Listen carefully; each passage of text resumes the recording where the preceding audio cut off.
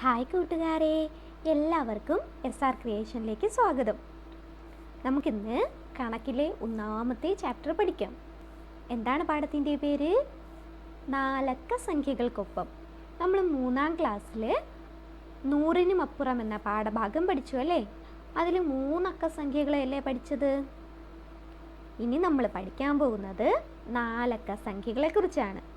നമുക്ക് നല്ല കഥയിലൂടെയും ചിത്രങ്ങളിലൂടെയൊക്കെ വരച്ച് നമുക്ക് സംഖ്യകളെക്കുറിച്ച് പഠിക്കാം. കുറച്ച് കണക്കുകളാണ് കേട്ടോ. ഒത്തിരി വലിയ പാഠമാണ്. അതുകൊണ്ട് 2-3 ഭാഗങ്ങളായിട്ടാണ് ക്ലാസ്സുകൾ ക്രമീകരിച്ചിരിക്കുന്നത്. ക്ലാസ്സുകൾ ആദ്യമായിട്ട് കാണുന്ന കൂട്ടുകാർ ചാനൽ സബ്സ്ക്രൈബ് ചെയ്യുക. തൊട്ടടുത്ത് കാണുന്ന ബെൽ ബട്ടൺ കൂടെ ക്ലിക്ക് ചെയ്യുമ്പോൾ ഞങ്ങളിടുന്ന അടുത്ത ഭാഗങ്ങളൊക്കെ കൂട്ടുകാരുടെ ഫോണിൽ നോട്ടിഫിക്കേഷനായിട്ട് വരും. അപ്പോൾ നിങ്ങൾക്ക് ഒരു ചാപ്റ്ററുകളും മിസ് ചെയ്യാതെ കാണാനായിട്ട് കഴിയും. അപ്പോൾ നമുക്ക് നേരെ പാഠത്തിലേക്ക് കിടക്കാം. 4 അക്ക സംഖ്യകൾക്കൊപ്പം. റീനയ്ക്ക് രാത്രി കിടന്നിട്ട് ഉറക്കം വന്നില്ല. സ്കൂള് തുറക്കാറായി. അടുത്ത ആഴ്ച സ്കൂള് തുറക്കും. എന്തൊക്കെ സാധനങ്ങൾ വാങ്ങണം? അവൾ ഓരോന്നായി ആലോചിക്കാൻ തുടങ്ങി. പുതിയ ബാഗ്, പുതിയ ബുക്ക്, പുതിയ കുട വാങ്ങണം, വാട്ടർ ബോട്ടിൽ വാങ്ങണം. ഇനി എന്തൊക്കെ വാങ്ങണം? അവൾ ഓരോന്നായി ആലോചിച്ചു. നാളെ രാവിലെ തന്നെ അച്ഛനോട് ഇക്കാര്യം പറയുകയും വേണം. അന്ന് കിടന്നിട്ട് അവൾക്ക് ഉറക്കമേ വന്നില്ല. സ്വപ്നത്തിലെല്ലാം പുളിയുടുപ്പും പുത്തൻ ബാഗും കുടയും ഒക്കെയാണ്. രാവിലെ നേരം വെളുത്തതും അവൾ ഓടി ഉമ്മറത്തിരിക്കുന്ന അച്ഛൻ്റെ അടുത്ത് വന്നു. അച്ഛനെ കെട്ടിപ്പിടിച്ച് ഒരു ഉമ്മയൊക്കെ കൊടുത്തിട്ട് പറഞ്ഞു, അച്ഛാ, സ്കൂൾ തുറക്കാറായി. എനിക്ക് പുതിയ ബാഗ് വേണം, ബുക്ക് വേണം, പുത്തൻ ഉടുപ്പും വേണം. അച്ഛനൊന്ന് ചിരിച്ചു. എന്നിട്ട് പറഞ്ഞു, ആ, ഡ്രസ്സിട്ട് വന്നോളൂ. നമുക്ക് ഇന്ന് തന്നെ സ്കൂൾ ബസാറിൽ പോയി സാധനങ്ങൾ വാങ്ങാം. അവൾക്ക് സന്തോഷമായി. തുള്ളിച്ചാടിക്കൊണ്ട് അമ്മയുടെ അടുത്തേക്ക് ഓടി. അമ്മേ, പുതിയ ഉടുപ്പിട്ട് തരൂ. ഞാനും അച്ഛനും സ്കൂൾ ബസാറിൽ പോവാണ്. എനിക്ക് പുത്തൻ ഉടുപ്പ് വാങ്ങിത്തരും. അമ്മ അവളെ കുളിപ്പിച്ച് ഒരുക്കി അച്ഛനോടൊപ്പം അവൾ സ്കൂൾ ബസാറിലെത്തി. അവിടെ എന്തൊക്കെ സാധനങ്ങളുണ്ട്? കൂട്ടുകാർ നോക്കി പറയൂ. പല നിറത്തിലുള്ള ബാഗുകളുണ്ട്, പുത്തൻ കുടകളുണ്ട്, വെള്ളം കൊണ്ടുപോകാൻ വാട്ടർ ബോട്ടിൽസ് ഉണ്ട്, പിന്നെയോ ബുക്കുകളുടെ നിരകളുണ്ട്, പിന്നെ പുത്തൻ ഉടുപ്പുകളുണ്ട്. അങ്ങനെ ഒത്തിരി ഒത്തിരി സാധനങ്ങളുണ്ടല്ലേ. നമ്മുടെ റീന എന്തൊക്കെയാ വാങ്ങിയത്? നമുക്ക് നോക്കാം. റീനയ്ക്ക് അവളുടെ അച്ഛൻ ദേ ഒരു പുത്തൻ കുട വാങ്ങിക്കൊടുത്തു. നല്ല കുടയല്ലേ? എത്ര രൂപയാണ്? 250 രൂപയാണ്. ഇനി അവൾക്ക് 5 ബുക്കുകൾ വാങ്ങിക്കൊടുത്തു. 10 രൂപയാണ് ഒരു ബുക്കിൻ്റെ വില. അങ്ങനെ 5 നോട്ട് ബുക്കുകളാണ് വാങ്ങിയത്. അപ്പോൾ എത്ര രൂപയായി? 50 രൂപയായി. 5 ബുക്കിനും കൂടെ 50 രൂപയായി. ഇനി കൂട്ടുകാർക്കൊക്കെ ഇഷ്ടമുള്ള പുത്തൻ ഉടുപ്പാണ് വാങ്ങിക്കൊടുത്തത്. ദേ, റോസ് നിറത്തിലുള്ള ഒരു ഫ്രോക്ക്. കൂട്ടുകാർക്ക് ഇഷ്ടമായോ? നമ്മുടെ റീനയ്ക്ക് നന്നായി ഇഷ്ടപ്പെട്ടു. എത്ര രൂപയാണെന്നറിയണ്ടേ? 700 രൂപയായി. അപ്പോൾ എന്തൊക്കെ സാധനങ്ങളാണ് വാങ്ങിച്ചു കൊടുത്തേ? ഒന്നുകൂടെ പറഞ്ഞേ. 250 രൂപയുള്ള ഒരു കുട വാങ്ങിക്കൊടുത്തു. പിന്നെയോ 10 രൂപ വീതം വിലയുള്ള 5 നോട്ട് പുസ്തകങ്ങൾ വാങ്ങിക്കൊടുത്തു. എത്ര രൂപയായി? 50 രൂപയായി. പിന്നെ 700 രൂപ വിലയുള്ള ഒരു പുത്തൻ ഉടുപ്പും വാങ്ങിക്കൊടുത്തു. നമ്മൾ കടകളിലൊക്കെ പോയാലേ നമുക്ക് ചോദിക്കാതെ തരുന്ന ഒരു സാധനമുണ്ട്. എന്താ അത്?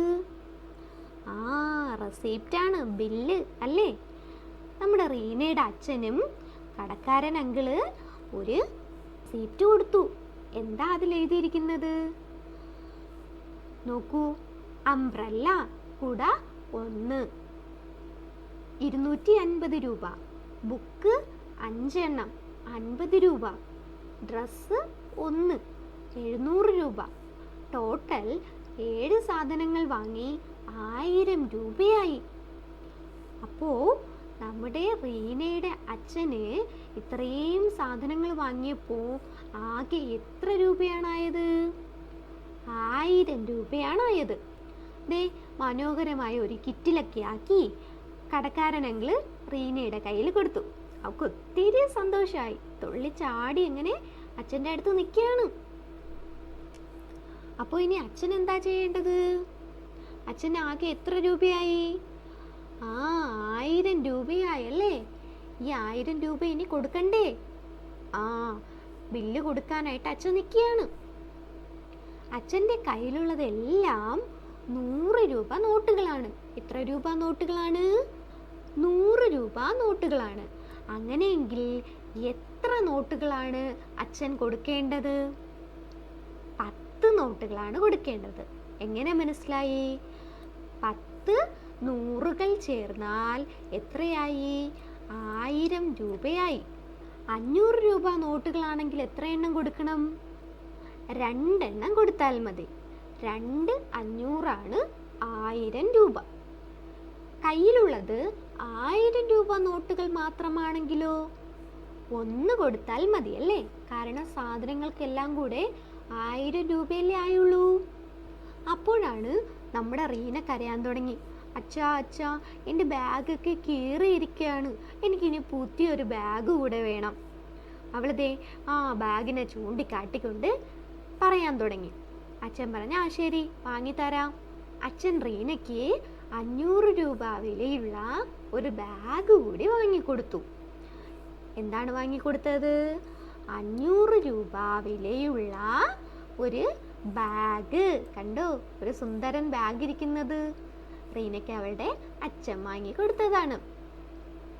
ഇപ്പോൾ എത്ര രൂപയായി കൂട്ടുകാരെ?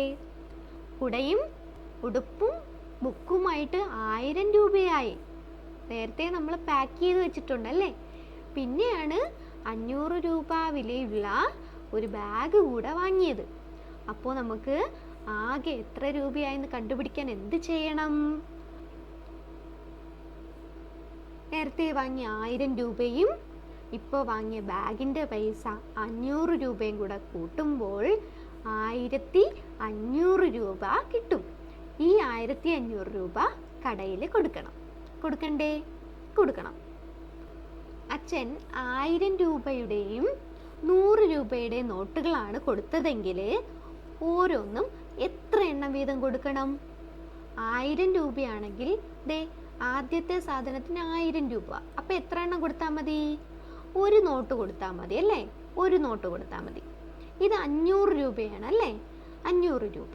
അങ്ങനെയെങ്കിൽ 100 രൂപ നോട്ടാണ് അച്ഛൻ്റെ കയ്യിലുള്ളത്.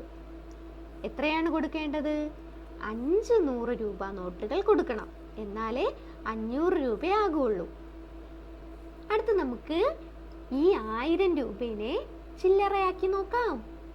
എൻ്റെ വീടിനടുത്തേ 4 അങ്കിളുമാരുണ്ടായിരുന്നു. അവർ രാവിലെ എണീറ്റിട്ട് 1000 രൂപയുമായിട്ട് കടയിലേക്ക് പോയി. എന്തിനാണെന്നറിയാമോ? ഈ 1000 രൂപയെ ചില്ലറയാക്കാനാണ്. ആദ്യത്തെ അങ്കിളിൻ്റെ പേരാണ് മനു അങ്കിള്, രണ്ടാമത്തെ അങ്കിള് വിനു അങ്കിൾ, മൂന്നാമത്തെ അങ്കിള് സനു അങ്കിൾ, നാലാമത്തെ അങ്കിളാണ് രാമു അങ്കിള്. മനു അങ്കിളിന് 1000 രൂപ ചില്ലറയാക്കിയപ്പോൾ 1000 എണ്ണം കിട്ടി. വിനു അങ്കിളിന് 100 എണ്ണം കിട്ടി. സനു അങ്കിളിന് 2 എണ്ണം മാത്രമേ കിട്ടിയുള്ളൂ. പാവം. നോക്കൂ, രാമു ചേട്ടന് 10 എണ്ണേ കിട്ടിയുള്ളൂ. അപ്പോൾ നോക്കൂ, ഇതിൽ നിന്ന് എന്താണ് കൂട്ടുകാർക്ക് മനസ്സിലായത്? 1000 രൂപയെ നമുക്ക് പല രീതിയിൽ ചില്ലറകളാക്കാം. ഇവിടെ നോക്കൂ, ഒന്ന് കിട്ടിയത് നമ്മുടെ മനു അങ്കിളിനാണ്. കണ്ടോ, 1000 ഒന്ന് കിട്ടി. 1000 1 രൂപ നോട്ടുകളാണ് അല്ലെങ്കിൽ നാണയങ്ങളാണ് നമ്മുടെ മനു അങ്കിളിന് കിട്ടിയത്. അടുത്ത് നോക്കൂ, നമ്മുടെ വിനു അങ്കിളിനെ നോക്കൂ കൂട്ടുകാരെ. വിനു അങ്കിളിന് 100 എണ്ണം കിട്ടി. അങ്ങനെയെങ്കിൽ വിനു അങ്കിളിൻ്റെ കയ്യിലിരിക്കുന്ന നോട്ട് ഏതായിരിക്കും? എല്ലാം 10 രൂപയുടെ നോട്ടുകളാണ്. 10 നൂറുകൾ ചേരുമ്പോൾ 1000 രൂപയായി.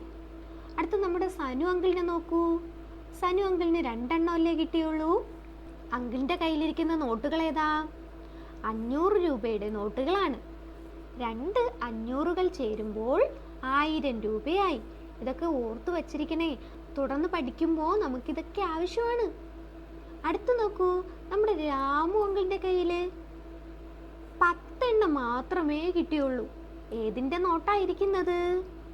100ന്റെ നോട്ടാണ് ഇരിക്കുന്നത്. അപ്പോൾ 100 10കൾ ചേർന്നാലും 1000 രൂപയായി. നമ്മൾ 1000 രൂപയെ 4 രീതിയിൽ ഡിവൈഡ് ചെയ്തു, തരംതിരിച്ചു. എങ്ങനെയാണ്? 1000 1 രൂപ ചേർന്നാൽ 1000 രൂപയാണ്. 10 100കൾ ചേർന്നാൽ 1000 ആണ്. 100 10കൾ ചേർന്നാൽ 1000 ആണ്. 2 500കൾ ചേർന്നാലും 1000 ആണ്. മനസ്സിലായില്ലേ? അടുത്ത നോക്കാം. ജൂൺ 5ന്റെ പ്രത്യേകത എന്താണ് കൂട്ടുകാരെ? പരിസ്ഥിതി ദിനമാണല്ലേ. പരിസ്ഥിതി ദിനത്തിൽ നമ്മൾ എന്താണ് ചെയ്യുന്നത്? വൃക്ഷത്തൈകളൊക്കെ നടും. എന്തിനു വേണ്ടിയാണ്? നമ്മുടെ പരിസ്ഥിതിയെ സംരക്ഷിക്കാൻ വേണ്ടിയാണ്. ശരിയല്ലേ? ഇപ്പോൾ നോക്കൂ, പാലക്കുന്ന് UP സ്കൂളിലും ഹരിത ക്ലബിൻ്റെ ആഭിമുഖ്യത്തിൽ പരിസ്ഥിതി ദിനമായ ജൂൺ 5-ന് ക്ലബ് അംഗങ്ങളെല്ലാവരും പച്ചക്കറി വിത്ത് വിതരണം നടത്തുകയാണ്. അതാണ് നോട്ടീസ് ബോർഡിൽ ഇവിടെ കൂട്ടുകാർ കാണുന്നത്. കണ്ടോ നോട്ടീസ് ബോർഡ്? അപ്പോൾ എങ്ങനെയാണ് വിത്ത് കൊണ്ടുവന്നതെന്ന് അറിയണ്ടേ? 100 എണ്ണം വീതമുള്ള 10 പാക്കറ്റുകളിലായിട്ടാണ് വിത്ത് കൊണ്ടുവന്നത്. എത്ര എണ്ണമാണ്? 100 എണ്ണം വീതമുള്ള 10 പാക്കറ്റുകളിൽ കൊണ്ടുവന്നു. ആകെ വിത്തുകൾ എത്രയാണ്? എങ്ങനെ കണ്ടുപിടിക്കും? നമ്മൾ പറഞ്ഞു 10 പാക്കറ്റുകളാണ് ഉള്ളത്. നമ്മുടെ കയ്യിൽ നോക്കൂ, 10 പാക്കറ്റ് മുട്ടായി ഉണ്ടെന്ന് വയ്ക്കൂ. ഒരു പാക്കറ്റിൽ 100 മുട്ടായി ഉണ്ട്. അങ്ങനെയെങ്കിൽ ഈ 10 പാക്കറ്റുകളിലും കൂടെ എത്ര മുട്ടായി ഉണ്ട്? വെരി ഗുഡ്, 1000 അല്ലേ? 1000 വിത്തുകളാണ് കൊണ്ടുവന്നത്. അപ്പം നോക്കൂ, ഈ 1000 എണ്ണവും ഇങ്ങനെ കൊടുത്തു കഴിഞ്ഞാൽ നമുക്ക് എല്ലാവർക്കും കൊടുക്കാൻ പറ്റുമോ? ഇല്ല. അവിടെയുള്ള അംഗങ്ങളെല്ലാം കൂടെ ഒരു തീരുമാനത്തിലെത്തി. എന്താ തീരുമാനം? ഇവയെല്ലാം നമുക്ക് ചെറിയ പാക്കറ്റുകളാക്കാം. എന്താക്കാം? ചെറിയ ചെറിയ പാക്കറ്റ് ആക്കാം. എങ്ങനെയാ പാക്കറ്റ് ആക്കുക? 100 കുട്ടികൾക്കും തുല്യമായിട്ട് വിതരണം ചെയ്യണം. അപ്പോൾ ഓരോ ചെറിയ പാക്കറ്റിലും എത്ര വിത്തുകൾ കാണും? എളുപ്പമല്ലേ? പെട്ടെന്ന് പറഞ്ഞേ. 10 വിത്തുകൾ കാണും അല്ലേ? എങ്ങനെ മനസ്സിലായി? ദേ ഇവിടത്തെ കണക്കാണല്ലേ. 100 എണ്ണം വീതമുള്ള 10 പാക്കറ്റാണ് കൊണ്ടുവന്നത്. അപ്പോൾ അവയെ നമുക്ക് വീണ്ടും ചെറുതാക്കണമെങ്കിൽ എന്ത് ചെയ്യണം? 100 കുട്ടികൾക്ക് തുല്യമായിട്ട് കൊടുക്കാൻ 10 ആക്കിയാൽ മതി അല്ലേ? 100 10കൾ ചേർന്നാൽ എത്രയാണ്? 1000 വിത്തുകൾ. അപ്പോൾ എല്ലാവർക്കും കൊടുത്തില്ലേ? എല്ലാവർക്കും സന്തോഷമായി. ഇവിടെ നോക്കൂ, റംലയുടെ ക്ലാസ്സിലെ ഒരു കുട്ടിക്ക് സുഖമില്ല. അപ്പോൾ അവൾക്ക് സഹായം എത്തിക്കണം. അവൾ വളരെ പാവപ്പെട്ട വീട്ടിലെ കുട്ടിയാണ് കേട്ടോ. അവൾക്ക് സഹായം കൊടുക്കണം. 4 ലീഡർമാരും കൂടെ എന്ത് ചെയ്യാൻ തുടങ്ങി? പണം ശേഖരിക്കാൻ തുടങ്ങി. അതാണ് ഇവിടെ കൂട്ടുകാർ ചിത്രത്തിൽ കാണുന്നത്. ഇവിടെ ഒരു പട്ടിക കണ്ടില്ലേ? 4ാം ക്ലാസ്സിലെ 4 ഡിവിഷനിലെ കുട്ടികൾ ചേർന്നാണ് ഈ പണം ശേഖരിക്കുന്നത്. ഇവർ 4 ദിവസങ്ങളെടുത്താണ് ശേഖരിച്ചത്. 3 ദിവസം ഇവർ ശേഖരിച്ചത് ഇവിടെ കൊടുത്തിട്ടുണ്ട്. ഇതിൻ്റെ ആകെ നമ്മൾ കണ്ടുപിടിക്കണം. എന്നിട്ട് എത്ര രൂപയാണ് 4ാം ദിവസം ശേഖരിക്കേണ്ടതെന്നും നമ്മൾ കണ്ടുപിടിക്കണം. എങ്ങനെ കണ്ടുപിടിക്കും? ദേ നോക്കൂ, A ഡിവിഷനിലെ കുട്ടികൾ 1ാം ദിവസം 310 ശേഖരിച്ചത്. 2ാം ദിവസം 490, 3ാം ദിവസം 100. എങ്ങനെ ആകെ കണ്ടുപിടിക്കും? ഇതെല്ലാം കൂടെ നമ്മൾ എന്ത് ചെയ്യും? കൂട്ടുമ്പോൾ ആകെ നമുക്ക് കിട്ടും. എത്ര രൂപയാണ് പിരിച്ചത്? 900 രൂപ പിരിച്ചു. 4ാം ദിവസം അവർ ശേഖരിക്കേണ്ടത് എത്രയാണ്? എങ്ങനെ കണ്ടുപിടിക്കും? ആകെയിൽ നിന്ന്, 1000ൽ നിന്ന് ഈ 900 എന്ത് ചെയ്യണം? കുറയ്ക്കണം. കുറയ്ക്കുമ്പോൾ ഉത്തരം കിട്ടി 100. 4ാം ദിവസം അവർ 100 രൂപ ശേഖരിക്കണം. അടുത്ത് നോക്കൂ, B ഡിവിഷനിലെ കുട്ടികൾ 3 ദിവസമായി ഇത്രയും രൂപ ശേഖരിച്ചു. ആകെ എങ്ങനെ കണ്ടുപിടിക്കും? ഇവയെല്ലാം കൂടെ കൂട്ടണം. കൂട്ടുമ്പോൾ എത്രയാണ് നോക്കൂ, 990 രൂപയാണ് 3 ദിവസങ്ങളിലായിട്ട് അവർ ശേഖരിച്ചത്. ഇനി എത്ര രൂപ കൂടെ വേണം 1000 തികയാൻ? 10 രൂപ കൂടെ മതി. സി ഡിവിഷനിലെ കുട്ടികളെ നോക്കൂ, അവർ 3 ദിവസങ്ങളിലായി 950 രൂപ ശേഖരിച്ചു. ഇനി അവർക്ക് എത്ര രൂപ കൂടെ ശേഖരിക്കണം? 50 രൂപ കൂടെ അവർക്ക് ശേഖരിക്കണം. എന്നാൽ 1000 രൂപയാകും. അടുത്ത് നോക്കൂ, ഡി ഡിവിഷനിലെ കുട്ടികൾ 3 ദിവസങ്ങളിലായി 999 രൂപ ശേഖരിച്ചു. ഇനി 1000 രൂപയാകാൻ അവർക്ക് എത്ര രൂപയാണ് ശേഖരിക്കേണ്ടത്? 1 രൂപ കൂടെ മതിയാകും. മനസ്സിലായോ? എല്ലാവരും എഴുതിയില്ലേ? അപ്പോൾ 1000 രൂപ തികഞ്ഞു. 4 ക്ലാസ് ലീഡർമാരും ഒരുമിച്ച് വന്നു. അവർ പറഞ്ഞു 1000 രൂപ തികഞ്ഞു കേട്ടോ, നമുക്കിനി എന്ത് ചെയ്യാം? ഇത് നമ്മളെ ഹെഡ് മാസ്റ്ററിനെ ഏൽപ്പിക്കാം. അങ്ങനെ 4 പേരും കൂടെ ചേർന്ന് എവിടെ കൊണ്ടു കൊടുക്കുകയാണ്? ഹെഡ് മാസ്റ്ററിൻ്റെ കയ്യിൽ, പ്രധാന അധ്യാപകന്റെ കയ്യിൽ കൊടുക്കുകയാണ്. എങ്ങനെയാണ് കൊടുക്കുക? നോക്കൂ, ഇവർ 1000ത്തോട് 1000 ചേർന്നാൽ 4Aയും 5Bയും കൂടി നൽകിയത് എത്ര രൂപയാണ്? ഓരോ ക്ലാസ്സും 1000 രൂപ വീതമല്ലേ ശേഖരിച്ചത്? അങ്ങനെയെങ്കിൽ 1000 അധികം 1000 2000 രൂപയാണ് 2 ക്ലാസ്സുകൾ ചേർന്ന് കൊടുത്തത്. ഈ 2000-നോട് കൂടെ സി ഡിവിഷനിലെ കുട്ടികൾ ശേഖരിച്ചതും കൂടി ചേർത്താലോ? എങ്ങനെ കണ്ടുപിടിക്കാം? 2000-നോട് അവർ സിയിലെ കുട്ടികൾ ശേഖരിച്ച 1000 രൂപ കൂടെ കൂട്ടുമ്പോൾ 3000 എന്ന് കിട്ടും. 1000 വെച്ച് കൂടുന്നത് കണ്ടോ? അടുത്ത് നോക്കൂ, 4Dയിലെ കൂടെ ചേർത്താലോ? എങ്ങനെ ചേർക്കും? 3000 അധികം 1000 4000 രൂപ. കൂട്ടുകാരെഴുതിയോ? 4 ക്ലാസ്സുകളിൽ നിന്നും ആകെ എത്ര രൂപയാണ് കിട്ടിയത്? 4000 രൂപ കിട്ടി. എങ്ങനെയാണ് നമ്മൾ കണ്ടുപിടിച്ചത്? ഇവിടെ നോക്കൂ, എ ഡിവിഷനിലെ കുട്ടികൾ കൊണ്ടുവന്ന 1000 രൂപ. ഇത് ബി ഡിവിഷനിലെ കുട്ടികൾ കൊണ്ടുവന്ന 1000 രൂപ. ഇത് സി ഡിവിഷനിലെ കുട്ടികൾ കൊണ്ടുവന്നത്. ഇത് ഡി ഡിവിഷനിലെ കുട്ടികൾ കൊണ്ടുവന്നത്. ഇതെല്ലാം കൂടെ നമ്മൾ കൂട്ടിയപ്പോൾ 4000 രൂപ കിട്ടി. അപ്പോൾ നോക്കൂ, 4 ആയിരങ്ങൾ ചേർന്നപ്പോൾ 4000. 4 ആയിരങ്ങൾ ചേർന്നപ്പോൾ എത്രയായി? 4000. അങ്ങനെയെങ്കിൽ 5 ആയിരങ്ങൾ ചേരുമ്പോഴോ? 5000. 6 ആയിരങ്ങൾ ചേർന്നാലോ? 6000. അങ്ങനെയെങ്കിൽ 10 ആയിരങ്ങൾ ചേർന്നാലോ? 10000. കൂട്ടുകാരെ എഴുതിയോ? എഴുതി. നമുക്കിനി പൂർത്തിയാക്കാം. നമ്മൾ ഇതുപോലത്തെ കണക്കുകൾ മുന്നിലെ ക്ലാസ്സുകളിലൊക്കെ പഠിച്ചിട്ടുണ്ട് അല്ലേ? നമുക്ക് കൂട്ടി എഴുതാം. 1000, 2000, 3000, 4000. ഇനി നോക്കൂ, കുറഞ്ഞാണ് വരുന്നത്, വലുതിൽ നിന്നും ചെറുതിലേക്ക്. 9000, 8000, 7000, 6000, 5000. എഴുതിയോ? ഇനി നോക്കൂ, 1000 കിട്ടാൻ നമ്മൾ നേരത്തെ നമ്മുടെ അങ്കിളുമാരെല്ലാവരും കൂടെ 1000 കൊണ്ടുപോയി ചില്ലറയാക്കിയ കാര്യം പറഞ്ഞു. ഓർമ്മയുണ്ടോ? ഓർക്കുന്നുണ്ടോ? ഓർക്കുന്നുണ്ട്. അതുപോലൊരു കണക്കാണ് നമ്മൾ ഇനി ചെയ്യാൻ പോകുന്നത്. 1000 നമ്മൾ പല രീതിയിൽ തരംതിരിക്കുകയാണ്, ഡിവൈഡ് ചെയ്ത് മാറ്റുകയാണ്. ഏത് സംഖ്യകൾ കൂട്ടിയാലും 1000 തന്നെ കിട്ടും. അതെങ്ങനെയാണെന്ന് നോക്കാം. എങ്ങനെയാണത് കണ്ടുപിടിക്കുക? ഇവിടെ തന്നിട്ടുള്ള സംഖ്യകൾ 1000-ൽ നിന്നും കുറച്ചാൽ മതി ഈ ബ്ലാങ്ക് ആയിട്ട് കിടക്കുന്ന സംഖ്യകൾ നമുക്ക് കിട്ടും.